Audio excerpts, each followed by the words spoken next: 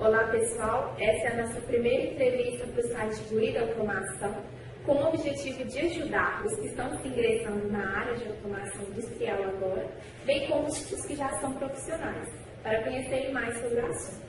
O entrevistado de hoje é o engenheiro de controle e automação Daniel Sena Coelho, também professor da Faculdade Promove de Sete Lagoas, na área de projetos, também coordenador e professor do curso Técnico em Eletrônica, na Escola Técnica Municipal de Sete Lagoas, além do cargo de tecnólogo da qualidade na OML.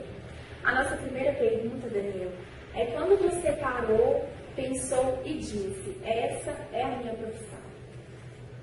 Bom, primeiramente, eu queria agradecer a oportunidade de comigo da formação que trouxe.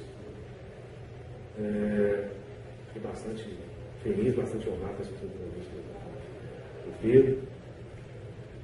Em relação a quanto que veio a vontade de fazer o curso de engenharia, tem que voltar bem para atrás. Na época que eu estava no ensino médio ainda, sempre tive grande facilidade com matemática. E essa facilidade, ao longo do tempo, quando chegou na época de decidir o que eu ia fazer, me tendenciou a fazer curso na área de exatas. Então, a princípio, eu não ia fazer engenharia, eu ia fazer ciência da computação.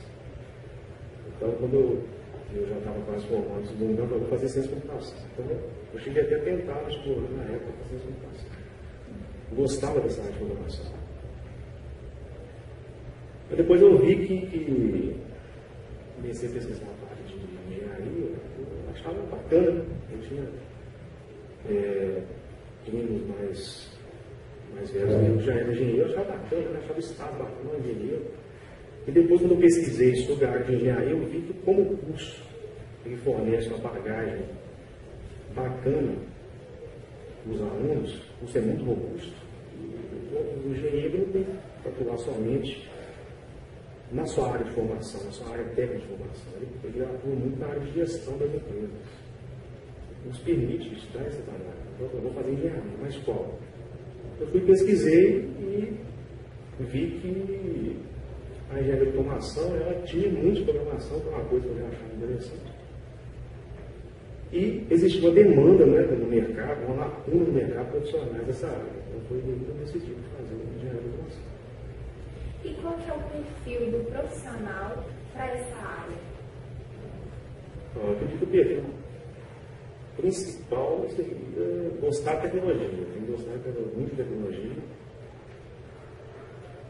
É interessante também que o aluno, estou falando quando é estudante ainda, é importante que ele invista em curso ou mais cursos de língua, porque ele vai sentir necessidade quando estiver trabalhando. Eu falo ainda, no inglês eu faço. O outro perfil é ficar sempre atento à tendência que está no mercado, a tecnologia muda a todo instante. O que o mercado está tendenciando mais? O que eu tenho de novo? Então, o cara tem que ser, vamos falar assim, curioso com essas novas tecnologias e liderança. Eu acho que quando você for um engenheiro, você vai ser líder. Existem cursos, o líder se desenvolve, você não nasce líder, você consegue se desenvolver. Tem curso específico de liderança para gestão de pessoas. Então, você vai ser líder de pessoas, você precisa investir nisso. Então, acho que os principais pontos assim, que vão ajudar aí essa questão de busca da tecnologia, a busca por novas tecnologias sempre e a questão de investir nessa parte de liderança, de gestão de pessoas. E quais que são as áreas de atuação profissional? Bom, o engenheiro de automação ele pode estar inserido em diversas áreas, porque a gente vem acompanhando no país, nós estamos passando por uma crise.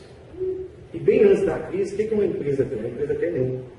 A empresa visa lucro. Quer ter lucro, ela busca redução de custo. Hoje, mais ainda com a crise.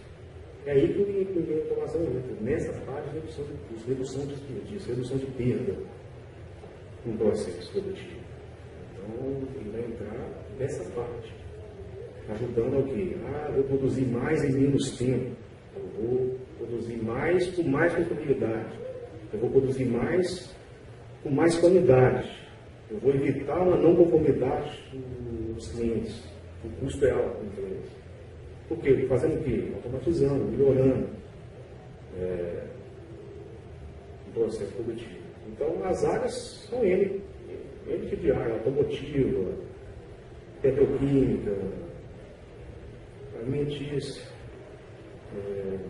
têxtil, civil, muito difundida a automação residencial, predial, por causa da parte de segurança, conforto, área de tecnologia de informação, entre outros. E por ser uma área assim, em que pode envolver projetos de máquinas inteligentes e componentes robotizados, em que o curso de automação industrial ele se assemelha com o de mecatrônica industrial? O que faz cada uma delas? Qual é a diferença básica entre elas? A engenharia mecatrônica e a engenharia de automação elas são muito ligadas, são muito parecidas. A diferença principal entre as duas é a seguinte: a engenharia mecatrônica, a essência dela, de onde ela veio, a fonte dela é a engenharia mecânica. Igual como fala, mecatrônica. Ela veio da engenharia mecânica. Então, a partir da engenharia mecânica, que é a essência dela, foram colocadas disciplinas da área de eletrônica.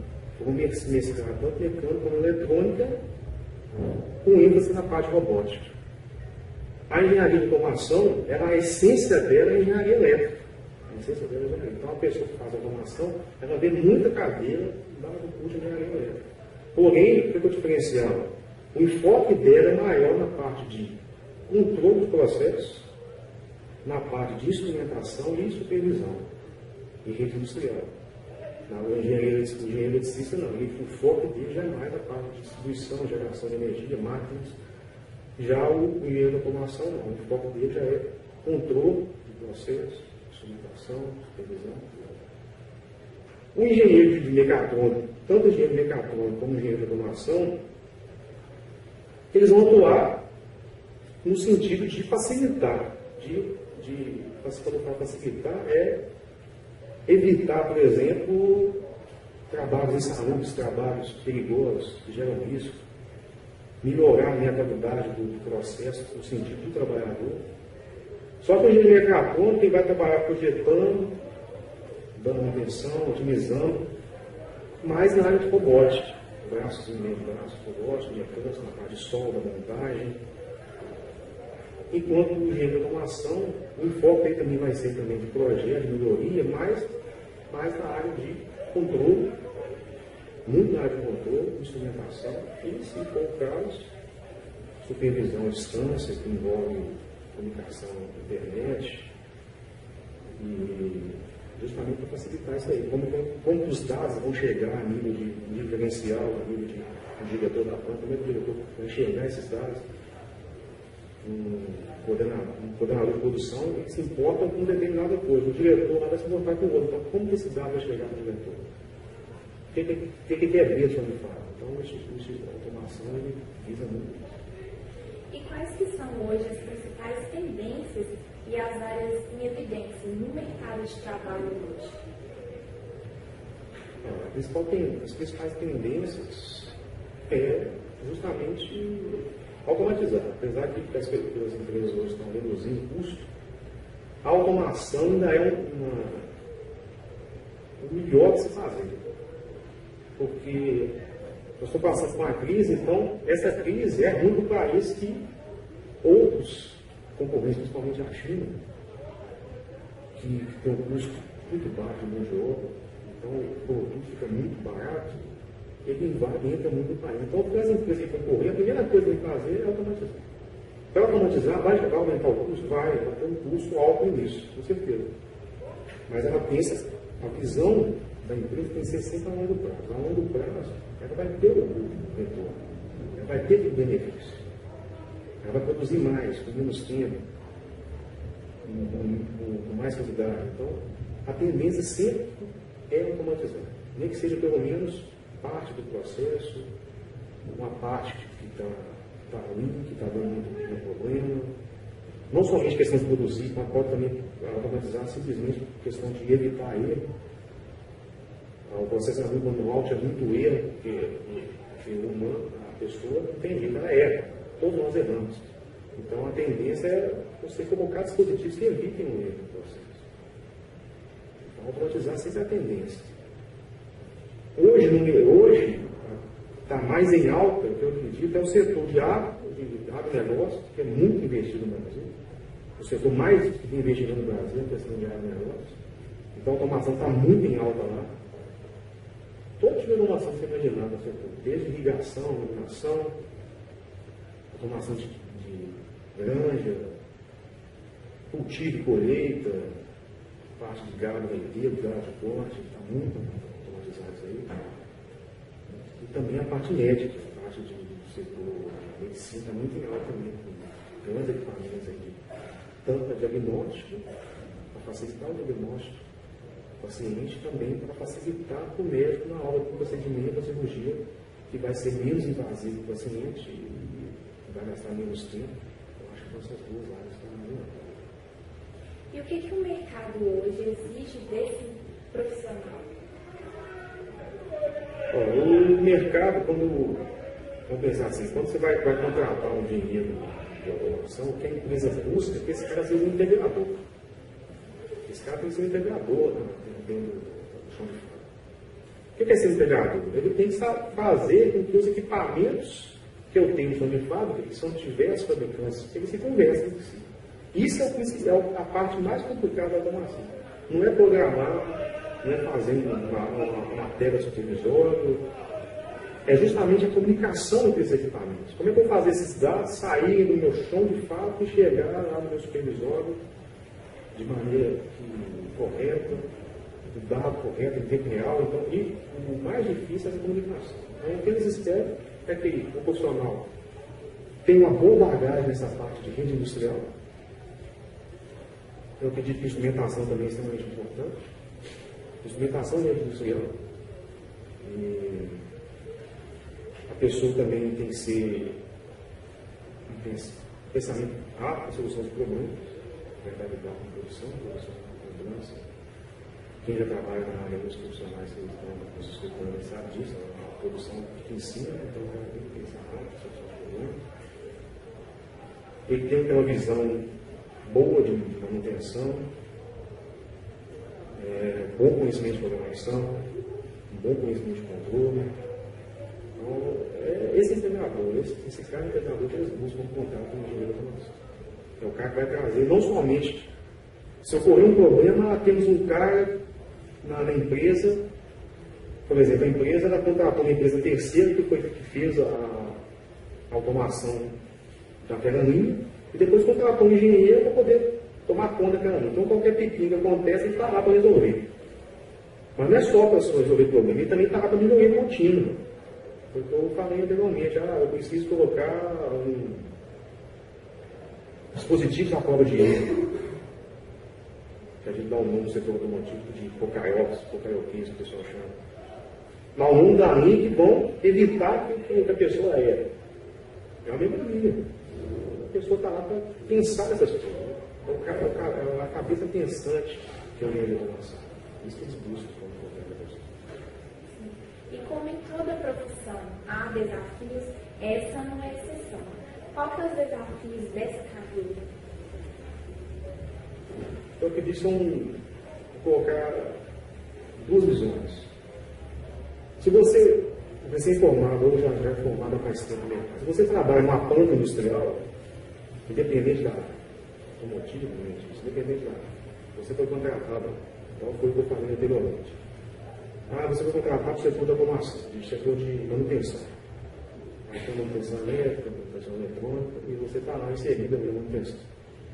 Então, um dos desafios, pensando assim, você contratado assim, numa planta industrial, os desafios maiores foi justamente o que eu falei. Você está, por exemplo, sozinho, no segundo turno, por exemplo, à noite, trabalhando em determinado equipamento que você conhece pouco, porque são muitos equipamentos, então você é novo naquela planta, por exemplo, tudo que você é novidade.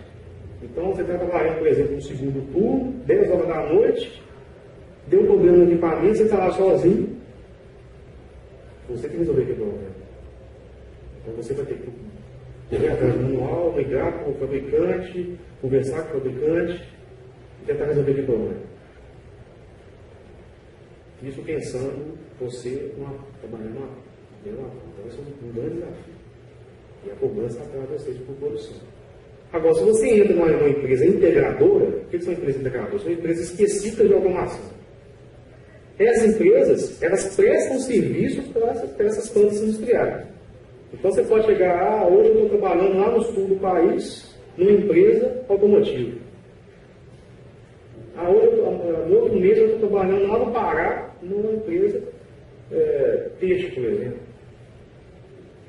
Então a vantagem, vou falar o desafio e a vantagem. A vantagem é que você vai aprender muito porque vai trabalhar com diversos tipos de processos. Cada contrato fechado pela empresa que você trabalha vai trabalhar um processo diferente. Então você vai agregar muito sua bagagem, a sua carreira. Mas tem um lado ruim, se você tem família, se você tem filhos, você vai viajar muito. Você vai para lugares, vamos colocar aqui, ruins, moradia ruim, alimentação ruim. Então, vai ser informado, e até o profissional que já está na área, tem que colocar essa balança. O que é melhor para mim? Trabalhar dentro de uma planta, inserido ali, e aí eu vou trabalhar mais com manutenção, assim, ou é melhor entrar numa empresa, vou trabalhar com um projeto de automação, mas eu tenho que colocar na balança, vou ficar viajando, será que vale a pena? Então, acho que os desafios são esses. Nós sabemos também que você é professor. Em que momento surgiu essa sua vocação, esse talento para lecionar? Surgiu com o tempo ou você sempre assim, teve esse desejo? A questão de ser professor, vou voltar na época, na fase toda que eu fui aluno, desde o ensino médio até quando eu terminei minha pós-graduação. Eu sempre tive determinados conteúdos, eu tinha facilidade e ajudava meus colegas lá, assim, nunca fui de ir na sala, dar uma aula, não ensinava a pessoa pedia ajuda, e eu vi que eu tinha facilidade para passar para a pessoa e a pessoa pegava, a pessoa entendia, então acho que eu tenho uma certa facilidade para passar o conhecimento, mas nunca tinha passado na minha cabeça para o professor.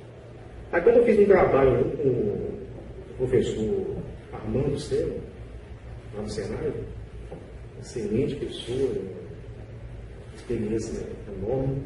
Eu fiz um trabalho com o professor da organização comercial, na época. E na época ele estava dando aula na escola técnica no Senai, então ele estava muito cheio de aula, entendeu? E ele chegou para mim e me fez um convite: Daniel, você tem interesse de dar aulas? Porque eu estou querendo largar ou o Senai ou a escola técnica, porque está muito apertado para mim. E o convidou pela escola técnica: você tem interesse de dar aula na escola técnica? Eu falei: conheço a instituição, conheço o nível dos profissionais que trabalham lá, sabia que ia ser um desafio grande, mas eu gostei do convite, fiquei feliz com o convite e aceitei. A questão da aula no início que é o mais complicado, porque você ainda não sabe como sentir a turma ainda. Você não sabe se você está dando muito conteúdo na aula, pouco, se o conteúdo está sendo passado da maneira bacana ou não, se você está dando uma prova muito difícil ou não, se você está lento, se você está rápido na matéria. Então você vai pegando com o tempo, você vai pegando com os próprios alunos e com os outros profissionais, tanto da própria instituição da escola técnica como de outras instituições. E com o tempo a gente foi encostando e hoje eu não me vejo mais sem essa atividade, sem essa rotina no meu dia a dia. Qual que é a sua recompensa diária por esse serviço que você presta todo dia? Tem várias recompensas diárias. Vou pegar algumas aqui. Eu acho que a principal recompensa é você pegar uma turma no início, onde o normal, a maioria, não saber, não ter conhecimento nenhum do conteúdo, e ao longo vamos falar do período semestral, ao longo do semestre, você vê a evolução da turma, a participação da turma melhor, porque eles começam a entender mais, então surgem melhores questionamentos, melhores argumentos na sala. o nível dos trabalhos aumentando, as provas também, o resultado melhorando, e ao final você tem a gratificação que os alunos realmente aprenderam. Mas tudo que eu falei aqui, o professor é o que faz menos, é o mínimo. O professor simplesmente facilitador, um guia só. O aluno chegar no final de um determinado conteúdo, a parte mais difícil quem faz é ele. A gente simplesmente ajuda, simplesmente guia. Se o aluno não estuda, se o aluno não participa, se o aluno não corre atrás de outras fontes de conhecimento, tanto internet, ou outras pessoas, ou através de livros, tudo. Se ele não faz a parte dele em casa, é muito difícil ao final ele chegar a conhecer, eu enxergar justamente o aluno para atingir o objetivo de dominar aquele conteúdo. Então a gente faz a parte da gente, mas quem faz o grosso é o aluno. E outras certificações que a gente tem sendo professor, a gente aprende muito mais com os alunos. O aluno acha que a gente está dando aula, a gente domina, mas na verdade a gente tem um conhecimento do conteúdo, mas a gente aprende muito mais com os alunos do que nós ensinamos para ele. Na verdade, existe uma troca. A gente está dando conteúdo, muitas vezes, o aluno te faz uma pergunta sobre determinado, por exemplo, um determinado dispositivo, que eu estou explicando no quadro, e eles fazem uma pergunta que nem você imaginava que poderia utilizar aquele dispositivo. Ou ele te fala uma resolução lá que você fez e te mostra um outro tipo lá que você também não tinha pensado. E, com o tempo, esses questionamentos, esses argumentos, melhoram muito o método da aula. Você melhora o seu método da aula, justamente com essa troca de informações. O aluno trabalha no setor industrial, ele traz uma dúvida lá que ele teve no dia do problema que ele teve, e a gente discute em sala. Então, a troca de informação, a gente aprende muito mais com os alunos. Eu acho isso outra coisa que é muito gratificante da aula. E a outra, a gente encontrar com esses alunos em empresas, então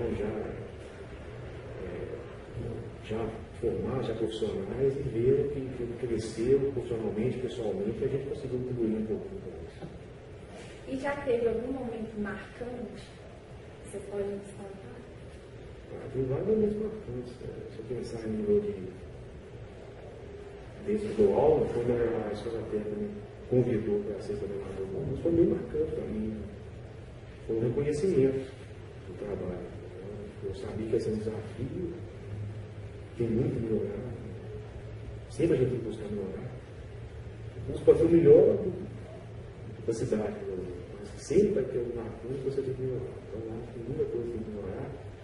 Então, foi um desafio, eu fiquei muito feliz com isso.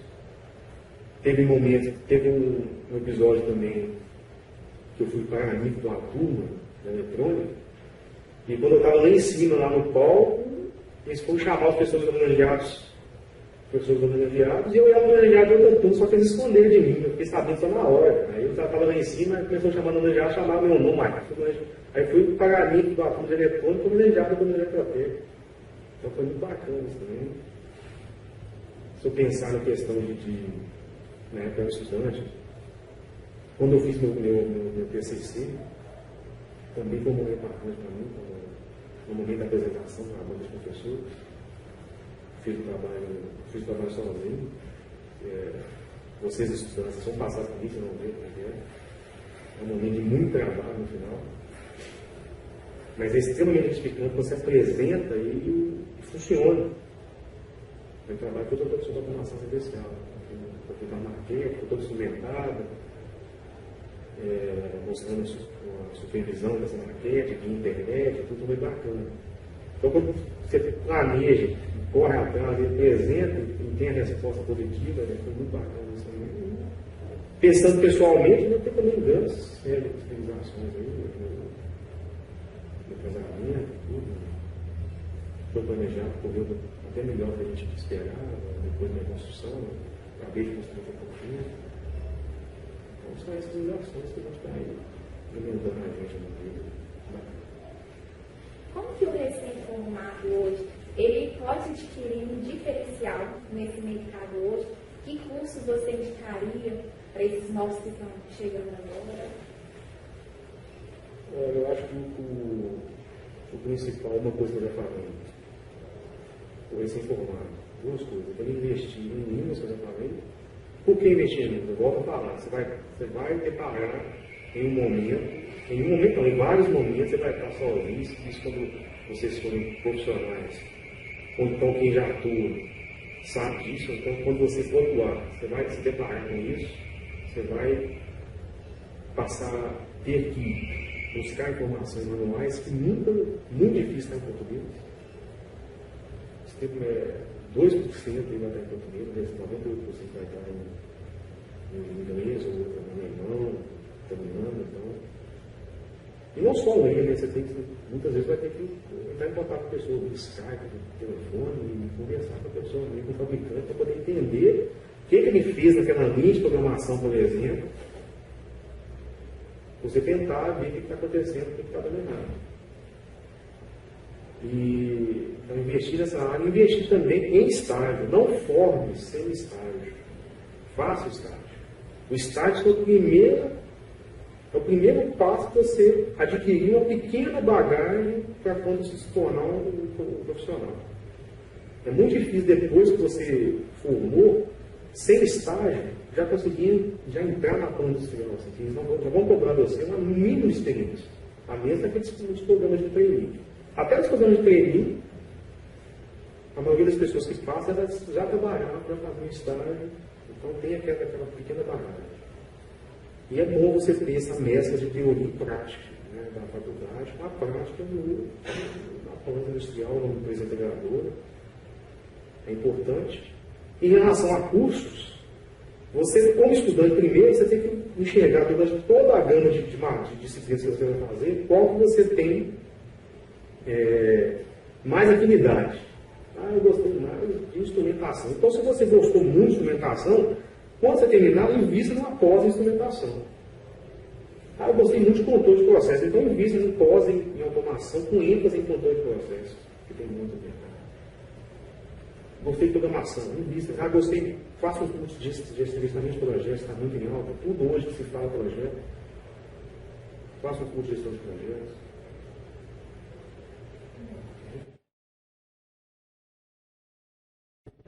Para finalizar, Daniel, queria que você deixasse um conselho para os profissionais da área hoje.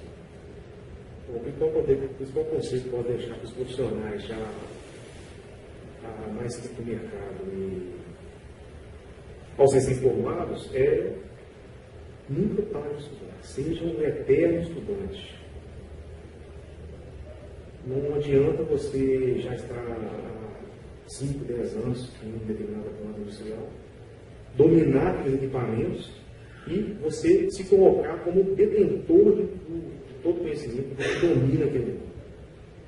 A tecnologia, como eu falei anteriormente, ela está sempre em evolução. Então, você tem que gostar de correr atrás dessas novas tecnologias e inserir naqueles ambientes de trabalho. Nunca se ache detentor de todo conhecimento. Busque sempre curso de capacitação, curso de aperfeiçoamento. Porque se você não faz isso, você se fica bitolado ali no seu local de trabalho, não enxerga fora dos mundos da empresa, outra pessoa vai ser contratada, mais nova que você, e vai ser seu chefe. Ou então vai substituir você. Aí vai bater a frustração. Por quê? Porque você ficou bitolado aqui. Então busque sempre estudar. Acho que é o melhor conselho. Estude sempre. Outra coisa, faça curso de liderança. Você vai ser um líder de equipe. Na área, no departamento lá. Você vai ter uma série de subordinados.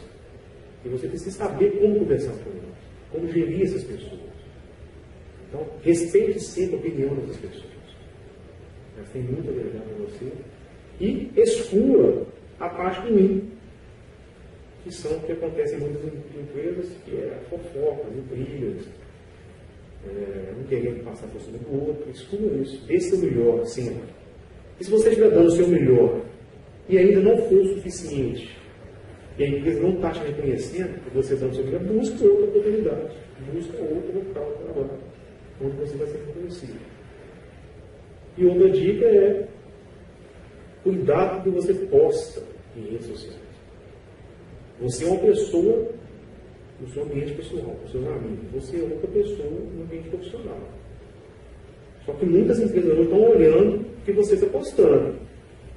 tipo de foto ela está colocando, quais os comentários que você está fazendo em relação à política, a time de futebol. Então, como você faz esses comentários? Então, determinados comentários podem te preparar, por exemplo, uma entrevista de emprego, porque hoje em dia as empresas estão muito olhando os perfis dos futuros funcionários. E até quando você já for contratado, se preocupe também com o que você posta, que isso pode prejudicar. Eu quero agradecer ao Daniel por ter agregado essas informações para a gente. Espero que tenha facilitado, abrido uma nova visão para os que estão ingressando agora nessa área, que é uma área bacana de automação industrial. Eu agradeço também ao Guri da Automação. Eu agradeço também, obrigado pela oportunidade. Eu espero que a minha bagagem venha ajudar muito os internautas que venham visitar o Guri da Automação. Desejo sucesso também ao blog, que cresça, que possa agregar ainda muito grandes entrevistas, grandes cursos, grandes treinamentos que possam ser colocados lá para auxiliar os futuros profissionais da área.